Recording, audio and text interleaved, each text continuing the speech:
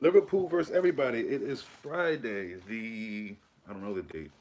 I should know that because Liverpool are playing tomorrow, but I don't know. Good morning, good afternoon, good evening, wherever you are. Hope you've had a great week. Um, Once again, we're back for another Liverpool game coming up tomorrow against Bournemouth, as we all know. And um, speaking of Bournemouth, I noticed in the last video I said Bournemouth several times when I meant to say Burnley. Thank you for those in the comment section who, in a very nice way, reminded me that it was Burnley and not Bournemouth. And continue to do that, please, because there will be times that I'm off a little bit. But yeah, Jack Cork, he had a stint of in his career. Every time he scored, whether it would be with Swansea, Burnley, or whatever team in his whole career, every time he scored, their team won. And I was reminded by that as I'm watching the game, as I rewatched the game, and I heard the commentator say that. And as soon as he said that, we went on to score. Not only did we go on to score, but the player who scored for us was James Milner. And we all know when James Milner scores, we usually win. So it's a stale cork. And I'm sure I don't know if he's aware of that, but again, I spoke about it before. I think that goal for them, you saw what it meant to them because in their mind, they thought they were playing against the old Liverpool where they get a goal up and Liverpool's rattle will win.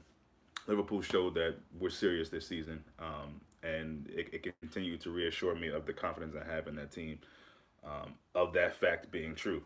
So, again, Milner is just one of those dudes, man. I think if he had to play goalkeeper, he'd just put the gloves on. There'd be no complaining. He'd just do it. And to see him just take over that left back spot just instantly gave me thoughts of the season where he played most of it as left back.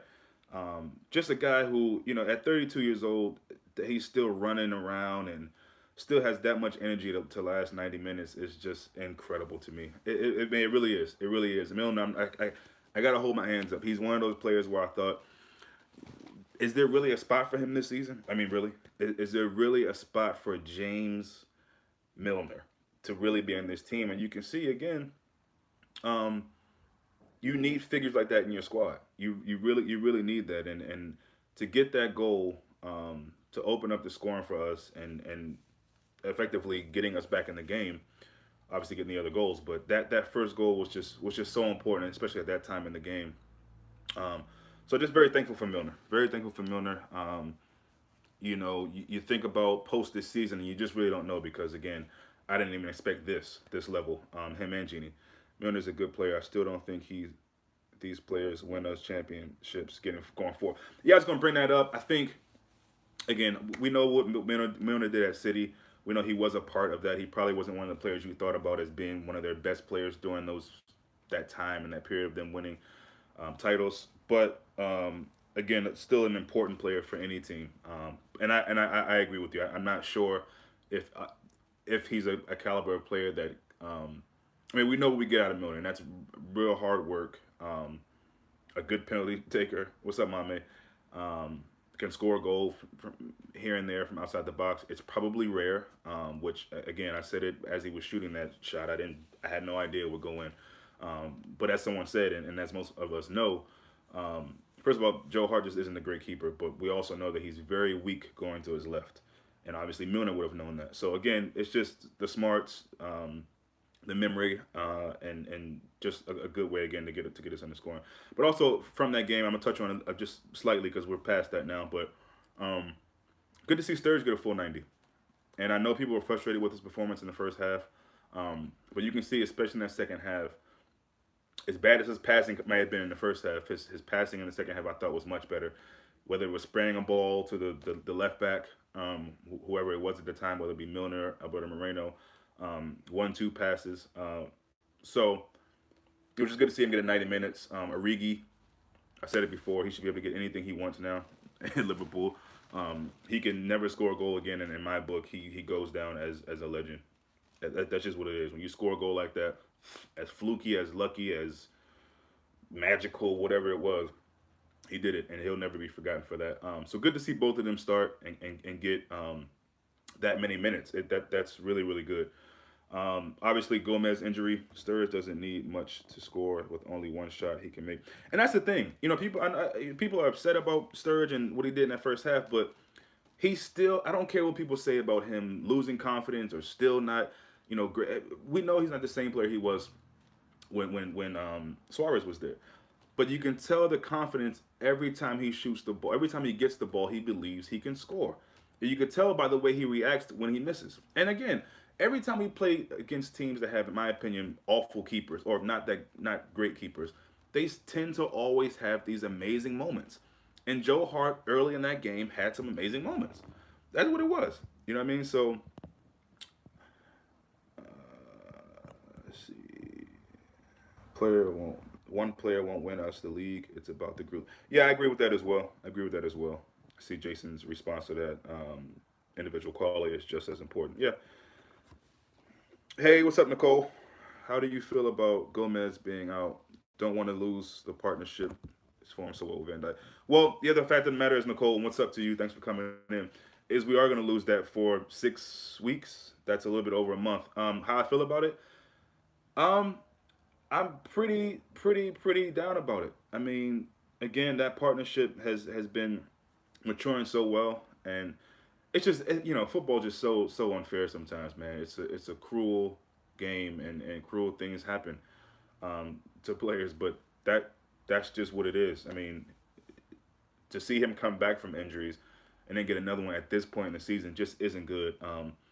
Matip, I got a T-shirt with Matip's name on it. When he first came, I loved him. Lovren is injured as well. He has, I forget what Klopp. I think Klopp talked about it in the press conference. I forget exactly what it was, but he's got some injury. And see, I'm gonna talk about that in a second. Virgil van Dijk doing some funny stuff these days. Poor clearance led to that save by Allison at the end of the game.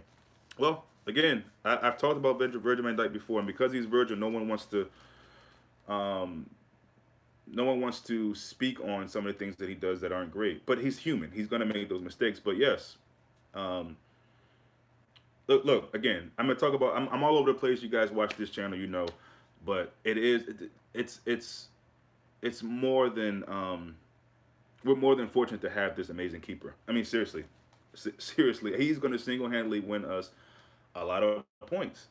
He's going to do it. He's going to do it. But I also got to say, when you put food by a dog, and there are other dogs that try to come to his food, what does that dog do? Stands his ground, tries to attack him, tries to kill him. When that ball comes in for that goal for Burnley, I love Alisson, and because I love him, I'm going to speak about this, and I expect the highest of levels from world-class players, and to me, he's a world-class player. You've got to hold that ball. I think in his mind, he's thinking it's either offsides, which it looks like it probably was, but whatever. Um, but you can't then just stop. You have to go to the whistle. I'm tired of players this day and age putting their hand up or off. Let the ref call it. If they don't, they don't. But you can't control that anyway. So you keep playing your football. You have to get that ball and eat it. Allison has to eat that ball. So I'm not necessarily calling it a mistake by him. But I think in that situation, it's Burnley. They're scrappy. You know what I mean? They're going to kick at the ball. They're going to try to bite at the ball. You have to eat that. And that's just as simple as that for me. So what we learn from it, we move on. But no, Allison is, I mean, that's just money well spent. Obviously, him and Van Dyke is probably some of the best money we've spent, I mean, in the last 10, 15 years. And I mean, maybe people think that's dramatic, but to me, getting those two guys in, I mean, it's made a world of a difference, and you can see that. But back to Gomez, it's a big L to take to be losing him right now.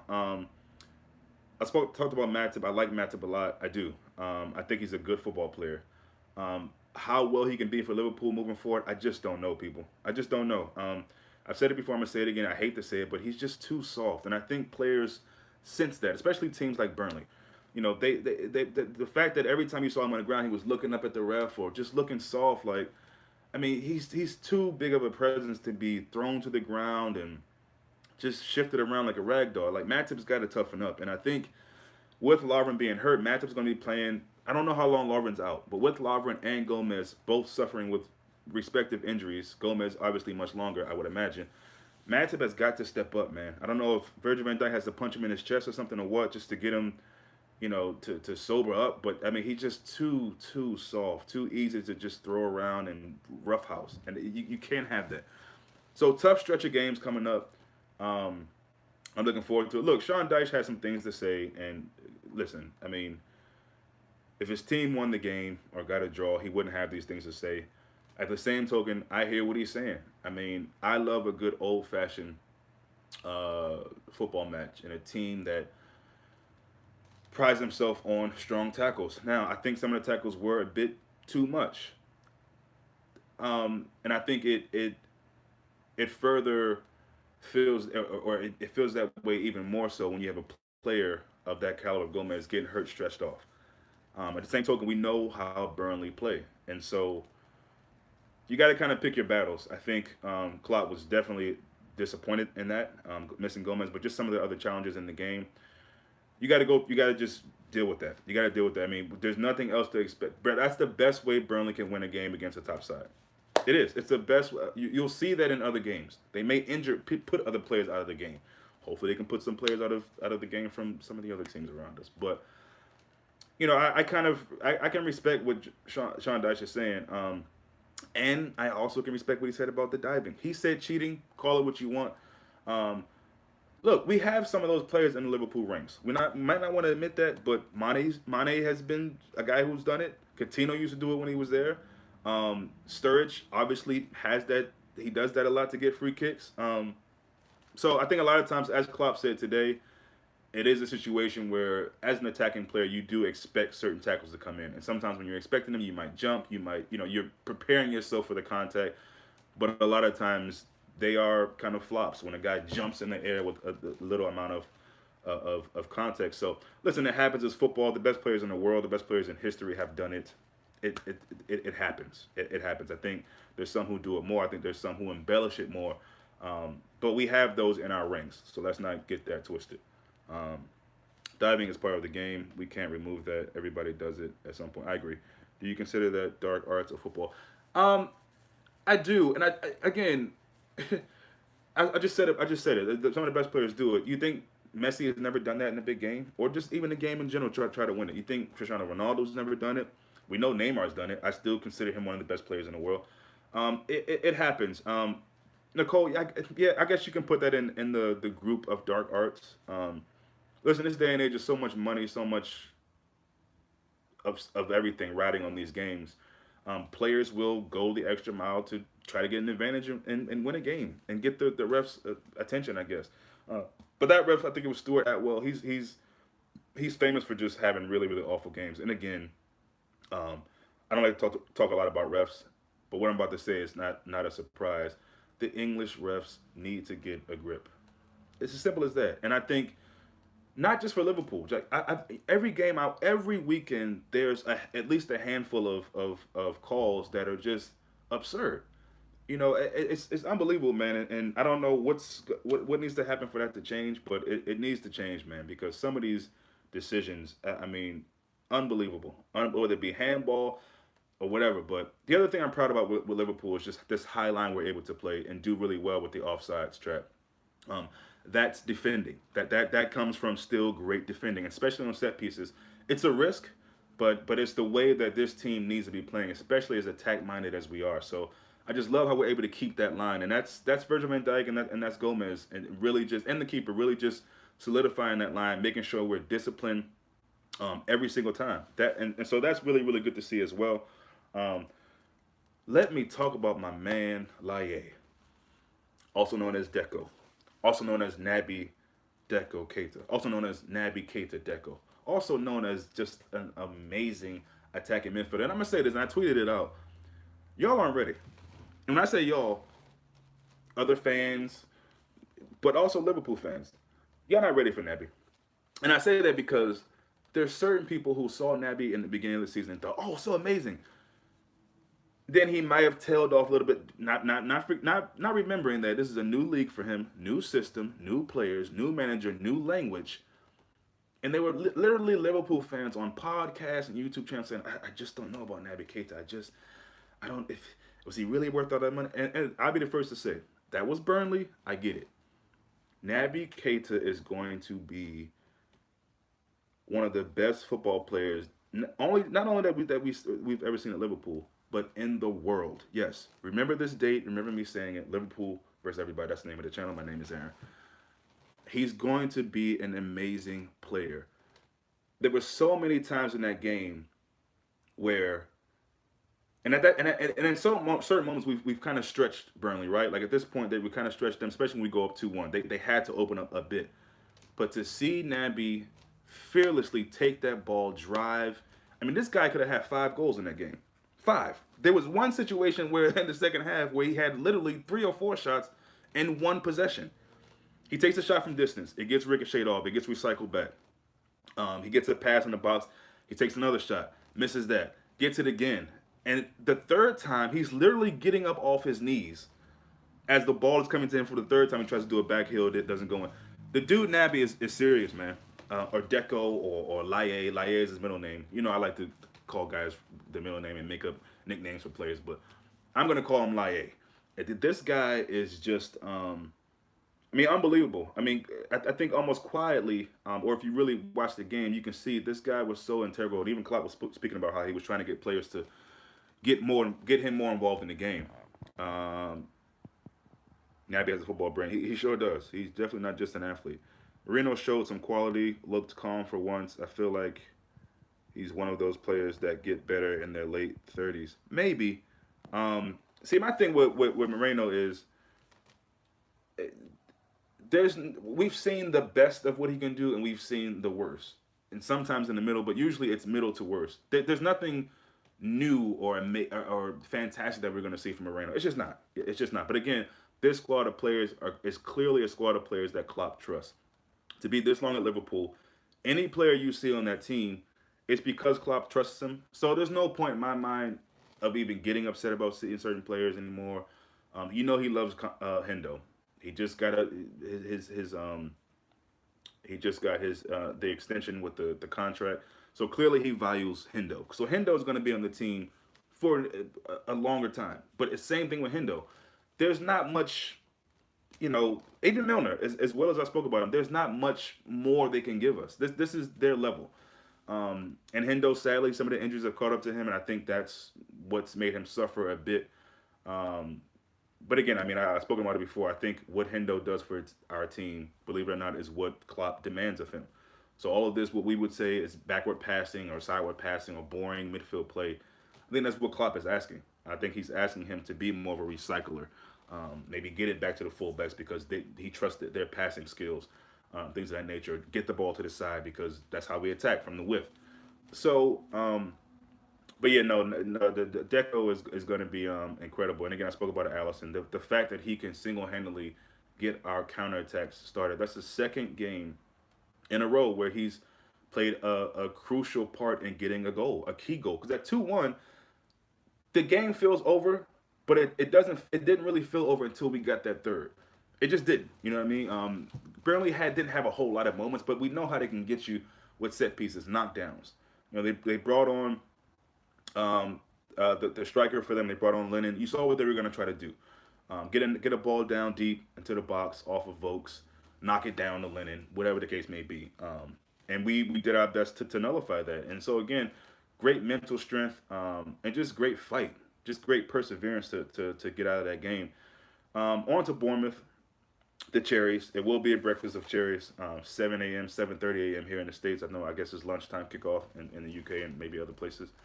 Um, Bournemouth are a great team. I've tried to watch them in versus Huddersfield. Huddersfield are just they're a real eyesore. I mean, I respect what Wagner's doing over there. Him keeping that team up is a great achievement, but Lord, are they really hard to watch. So I only watched maybe 30 minutes of the first half, and which was enough. I think the Cherries scored in the first 20 minutes, if not quicker than that. They can hurt you. Callum Wilson, Josh King, Frazier. This Scottish dude, Frazier, man, he's almost like their version of Shaqiri. Very, very fast, very smart, just very good in the attacking third.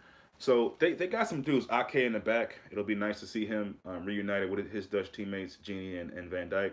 Always loved him. But yeah, they got a good team. They got a good team. And so it'll be open. Last 2 games, I think we've dropped 7 goals on them. I think 4-0 and 3-0 respectively last season.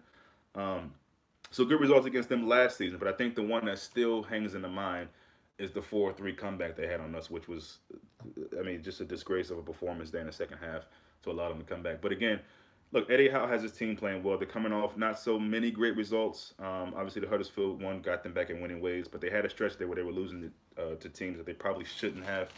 Um, but look, we know they're a very attacking team. They're going to be open, which, as we know, tends to work in our favor. But we got to be again at the races. I think if we're playing Bournemouth in the week instead of Burnley, I think we might be made to pay a bit more.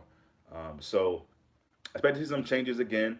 Maybe not as many. Then again, I'm not sure. You never know. I mean, again, it was good to see Firmino come off the bench again, like he did in Paris, or like he did at Liverpool. I mean, at Anfield, I should say, against Paris. So Thompson says, looks like Matip and Virgil would like to start tomorrow. Yeah, yeah, yeah. See, man, I guess you meant Naby is serious. Yeah, he is the complete midfield. Can play 6, 8, 10. This is why I love talking to you, mommy, because you know football. I've seen so many clowns that just some of you people just don't know the game. Naby is not just a one position kind of player. And if you see the game, if you watch them in Germany, hell, if you even watch YouTube clips, you know that he's more than just a box to box. He can play the 10. He can play. He needs to play. This guy is a football player. Okay, he's not just a number six. He's not just a number eight. He's not just a box to box player. And again, by this point, people should know Klopp rarely goes for guys that can only play one position. Look at the guys that he signed. Look at the different positions that they can play. I mean, this is what Klopp does, and so and honestly, maybe that's not even the case. But once they come to Liverpool, I'm sure Klopp talks to them and says, "Look, I know you played so and so for all your career. You might be playing so and so at Liverpool, but you're going to be playing this, that, and the third as well." So that's why I like talking to Mame, man, and other guys who know the game because certain and that's how I think it should be as a footballer. Unless you're a goalkeeper or you're strictly a center back. But even then, you should be able to play, if need be, along the back four somewhere. Think about all the players that we have currently that Klopp has bought. Think about the different positions that they play in. Yeah, yeah, I get that, and I probably prefer him as the eight as well. But I think you may see him at a 10 at a certain point. Something like Genie and Fab. If we played a 4-2-3-1, Genie and Fab try. I mean, it's worth trying, and I think during this period in some of these games, it's worth. And it's not even really a risk, especially if I mean you got to assume that they're working on these things in training. So you try it in training. If it works, give it a shot. I mean, the guy Naby is multifaceted. He's not just one player. But I get what you mean. I mean, I would understand for people who want to see him more in an eight more regularly. I totally get that. Um, but yeah, Bournemouth will be tight. They will be tough. Um, that's a big game. But again, I keep saying they're all big. They're all big. I mean, and they're all going to be tough. And we've seen that's really the case. Very few times have we just come in and smoked teams. A lot of times it's a tale of two halves. We might not come out strong in the first, second half. We usually fix things up and are able to win the game. But for me, again, I think when we score, it's really tough for teams to really stay in it. It really is. Naby and Fab needs to play an important role in the intense period. Lovren and Matthew too. Yeah, I think they will. All four of those guys, but specifically Fabinho and Deco. Look, I think like you said, and that's what I've been saying here lately in my mind. That's what I've been saying in my mind. That's what I've been thinking in my mind lately is that how nice is to see that both of those guys, Fab and Deco, are really, really coming into their own right now. This is a perfect time to do it. So I think we can expect to see both of them a lot more now. Knowing Klopp, I wouldn't be surprised if Naby doesn't start against the Cherries. Yeah, I mean, yeah, yeah, I think he will though. But again, we got a few options, and so um, do we go back to 4-3-3? Do we go back to what we saw in the midfield for the first few games, which is Genie, Naby, and Milner? I think you got to give Naby another run out. Just got to give him another 90 minutes, another 60 to 70 minutes at least. We got to see what we can get from Naby on a more consistent basis. To have him in a game, have him sitting for a couple games, have him in. I mean, it's too much of a flip. I mean, again, it's what's up, Jason? What's your question, man? And again, you I, the fact that they're both coming into themselves right now is just amazing. It's really amazing, man, and it's good to see. I for one always knew that they would come into it. I didn't know how long they would take. And yes, it did feel like we really need them to get along, to get accustomed sooner than later, because things are going to get serious. Matches are going to pile up, fixtures are piling up. So we needed to see that, and it couldn't come at a better time. I think it's perfect timing to see what we saw from Naby, and what we've been seeing from Fab. To see them together, I can't wait. To see them together, I can't wait. With all the midfielders fit, including Ox, who's your pick in the middle in a 4-3-3? Oh, that's easy. For me in a 4-3-3, it's actually, it's not easy, because I think between Genie and Nav and Fab, it's really hard. If I had to pick what you're asking me to pick, I would probably go Fab, Ox, Naby. And it's probably a little harsh on Genie because he's been so great. Um, but yeah, and I'm that's hard, man, because yeah, I would go with that, but I mean, I wouldn't be upset if it's Genie, because I think the thing with Fab, which I didn't, I wasn't really that sure about, is that even when they're playing in that two, in that 4-2-3-1, Fab can go forward. He's very, very good at going forward. A lot of times, Genie was the holding guy. So I think that's a part of Fab's game. Like, he likes to play that six and kind of be that brick wall between the midfield and the defense. But I think he also enjoys going forward because he's very, very technically gifted. He's Brazilian, so um, let's see. I agree. Fab has a lot of quality. Yeah, but again, that's why it's so good to see that we have that bit of depth in the midfield, to where you just might not know, with everybody fit, what the best midfield is. And I think that's probably a very good feeling that Klopp has. Like, okay, well, I know I can play these guys in a certain game. I can play these other guys in a certain game, and then mix it up. Joe Gomez really hurts here, literally. But Lovren is capable. Matip just seems awkward and indecisive. He seems soft, and that's putting it nicely, I think. He seems very soft, and that disappoints me. See a big dude like Matip always looking, yeah, indecisive, awkward. It's just strange, man. It's really, really strange. I think he, for the most part, can put in decent performances, but having him next to Van Dijk sometimes does make me nervous. The whole starting 11 finna be back soon. Yeah, I would put Ox for rotation. Naby can do what Ox does. He can, and I think we're seeing that. It just makes me so happy to see him breaking the lines like that. Just running at the defense. He has this really interesting style of carrying the ball. Man, he's just so low to the ground, so strong. When you look at the photos of him, he's just such a strong character, man. And to see those shots on goal, look, because we saw some of his shots early on, and they weren't like that. They weren't powerful. They weren't assured. They weren't confident like that. And I'm telling you, man, like I said in the beginning of the season, Naby is going to rip this league apart, man. He's going to rip this league apart. Maybe not this season, but even in the tail end of the season, second half of the season, we're going to really see some special things from Deco, man. And I for one can't wait to see it. But if that's what we have to look forward to, which I think it is, listen, all this talk about worrying about guys breaking from the midfield, you can put that to rest. You can put that to rest. I mean, Naby is about to really, really go on a tear, and I really, really hope, I'm really almost praying that we see him again. I think we need to see him consistently, starting in these games. A Redman said Matip is soft too. Hope proves us wrong though. Yeah, I'm not sure what Redman said, but off the pitch too. Yeah, Jason. Um, yeah, look, I got the shirt with Matip's name on it. When he first came in, I was a big fan. I'll continue to wear that shirt. I'm not going to burn it or throw it away or get rid of it. But yeah, I mean, that's the best way I can look at it. And again, I said that's being nice. I mean, I could have used some other words to describe how I really feel about him, but he's a Liverpool player. I don't want to dog him too much because we're going to need him. And there's going to be games where he plays well. And we're going to be sitting back saying, wow, Matip's got a 7 or 8 in this game. It's true. Fans who were crying about Fakir hasn't played more than 70 minutes this season. Yeah, and already had 3 injuries. Yeah, I mean, again, I don't really hear too much about Fakir now, but also there always will be people who talk about him. But the fact that it got that far and we didn't sign him. Look, I trust Klopp with those things. There's a lot of things that bother me about what Klopp does, whether it being making excuses before games, talking about how it's not fair. That I'm so glad he didn't bring this up today in the press. At least I don't remember him bringing it up about the whole. It's so early. And listen, you've been in England for a while now. You know what it is. I hate when he does that because to me it already plants a ready-made excuse in the players' minds. Well, it's like, early kickoff.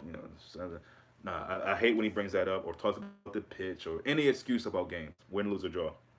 Um, but as far as buying players he puts in the team, I more than usually, I'd say 95% of the time, I'm usually behind that, if not 99%, to be honest. And so when we didn't get him, I was fine with that. If you go back to those videos, if you remember those videos around Fakir, the time that we were getting him and whatever, I was never really 100% sold anyway. I liked him. I was happy that we would get him if we could. Um, but those injuries to me were a big deal, and clearly that's what it came down to, in my opinion. There's different narratives about that. There's different opinions about why that didn't happen. For me, it came down to the injuries. He's a great player, potentially world class player, but because of the injuries, his career might be stalled a bit. I hope so. I think Monty will probably definitely I'm almost certain, absolutely certain that he won't play in the game at the weekend tomorrow. But that's probably a good thing. He probably could deal with some rest, have him back fresh for Napoli. Listen, I think it's a big loss that we don't have for Napoli. To answer your question, I don't know for sure, but I do hope that he'll be back for Napoli. I'm pretty sure he probably will be, especially if he misses the game at the weekend. Stitches, you got to get healed. All those things, you want to make sure you're doing the right thing. So I wake up around 5 for the game, complaining about early kickoff. Yeah, I mean that's what we do. I mean, there's people in all parts of the world that are waking up earlier than that.